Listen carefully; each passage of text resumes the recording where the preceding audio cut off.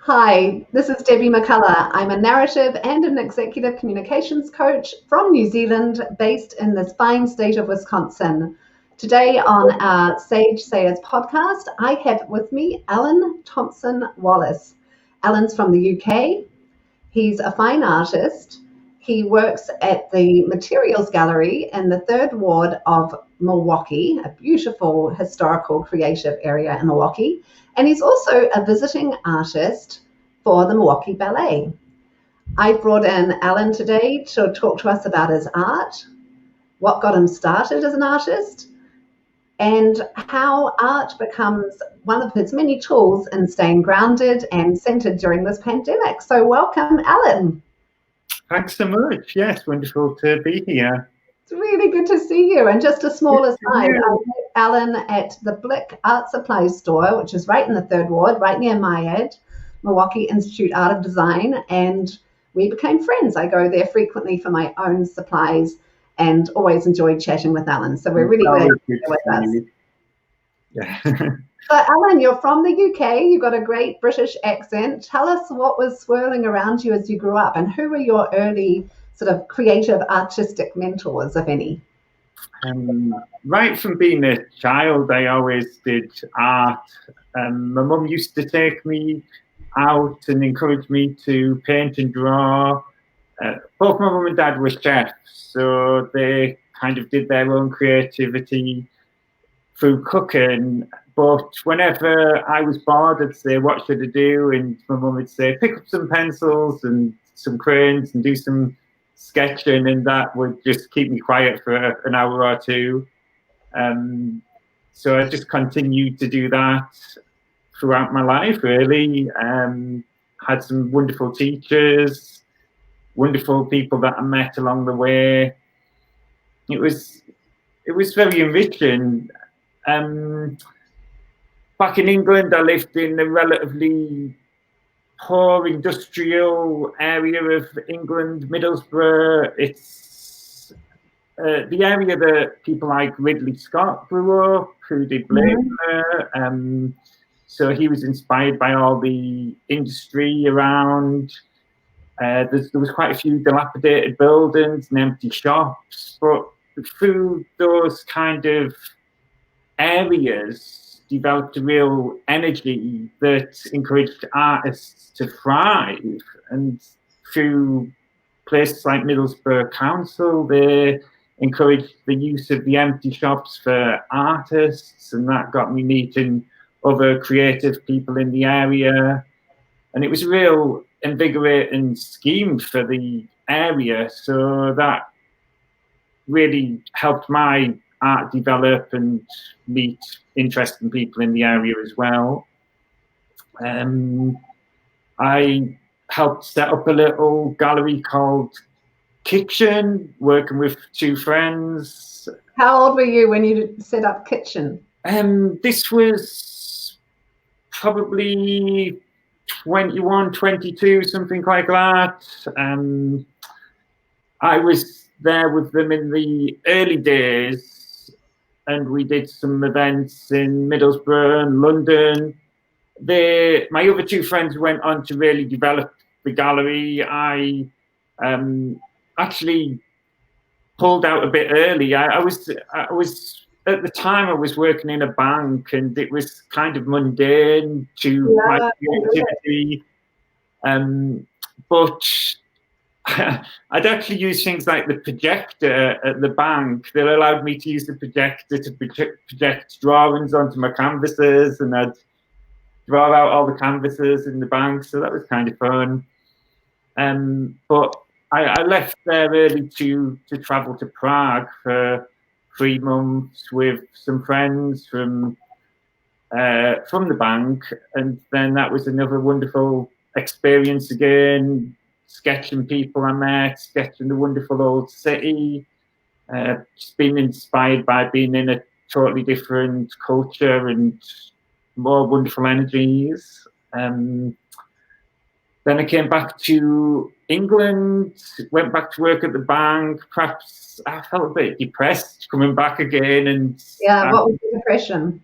Sure. And What was the feeling behind that depression when you went back to the bank after being in Prague and drawing people and I don't know if you've ever seen the film Joe versus the Volcano with Tom Hanks. At the start of that film, he's in this very mundane office, and we didn't have any windows. If you didn't move around, the lights would kind of switch off.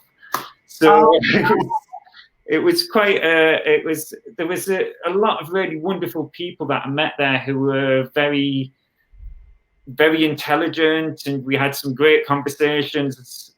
But it was stifling for my creativity, and I think the repetitive nature of the job led me getting carpal tunnel in my hands. So it was the worst possible thing for an artist who wants to paint and draw.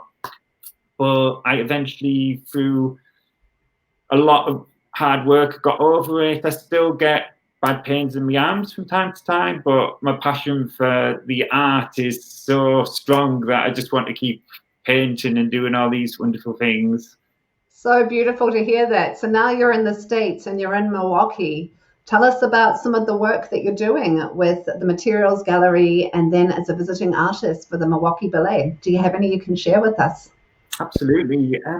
I enjoyed coming to America. It was a wonderful experience. And I've been in America for 10 years, recently in Milwaukee.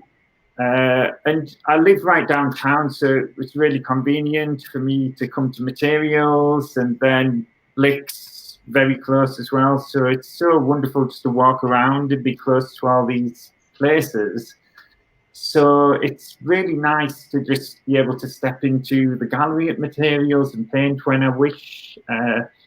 This little studio, it's wonderful for just being able to paint, and I'm looking forward to all the things that I'm going to be doing.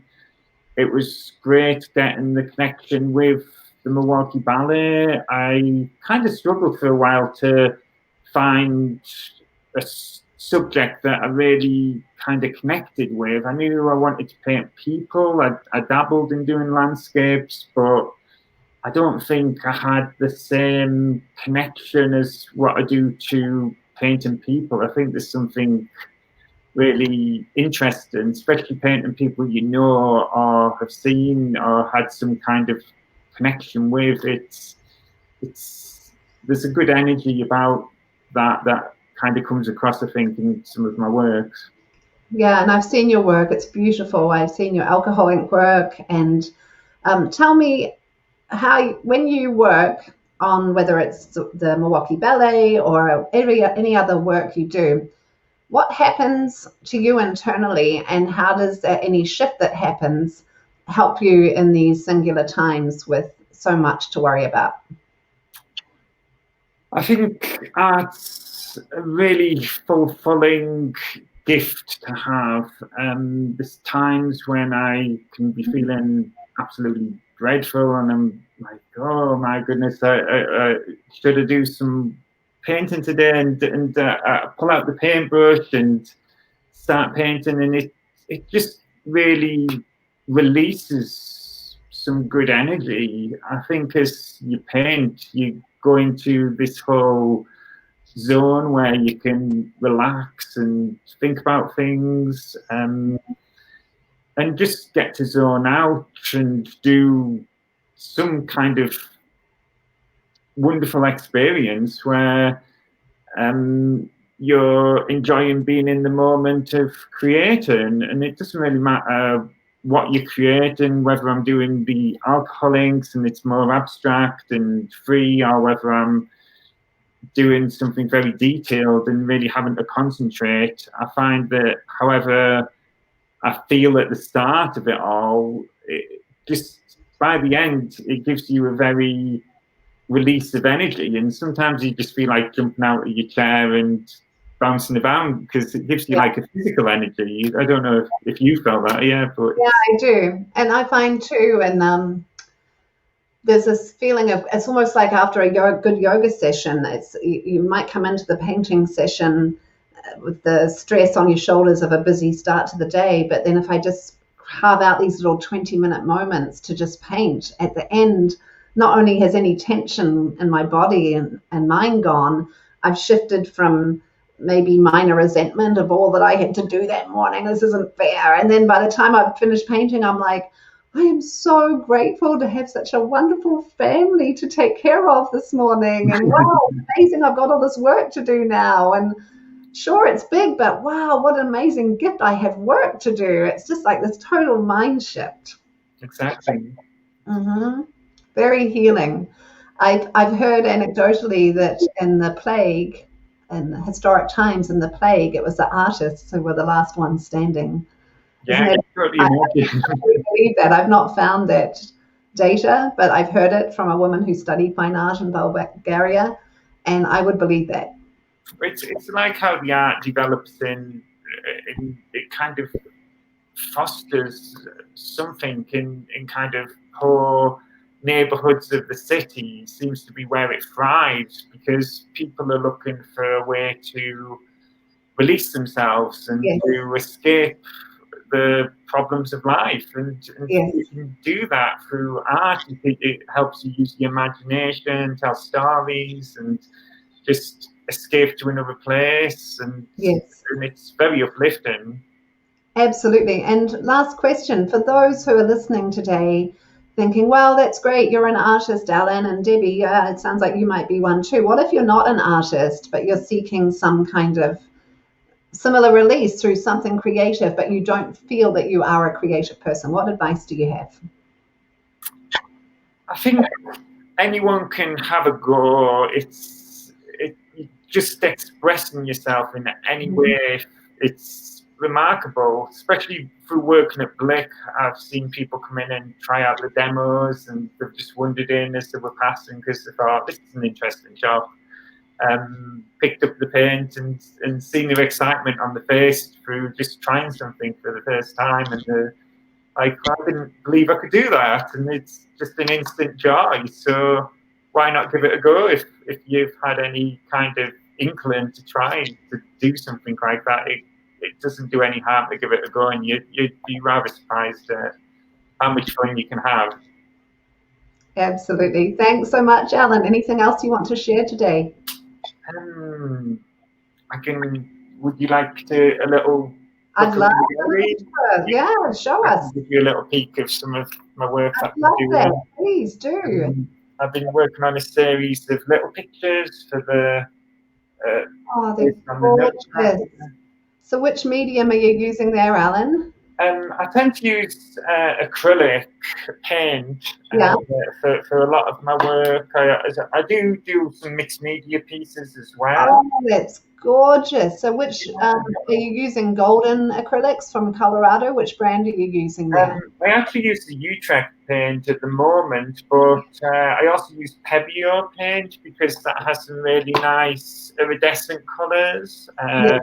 So, like this silver behind here is really an iridescent silver, so it kind of makes it shimmer. And so that one behind you, did you paint the canvas black first, or was it a black canvas? No, it's not entirely black. It's a mixture of purple, burnt umber, and a little bit of red. So there's little variations in there just to keep it interesting. And it just it seems to work really well, working from the dark background to the light, makes all the colours pop.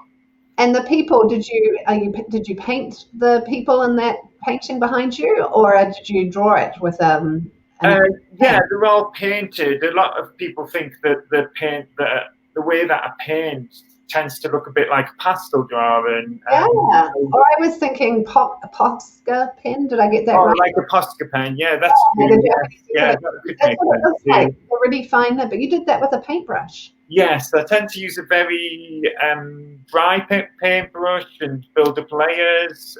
Sometimes I'll smudge it with my finger. I actually use my finger quite a lot, so I try to go for the non-toxic paints and the cadmium-free paints. Just beautiful. Oh, thank you. I just love it. You've uplifted me today, and I know, oh my gosh, okay, oh my gosh, look at that. There's just such beautiful light and rhythm and movement in your art, Alan.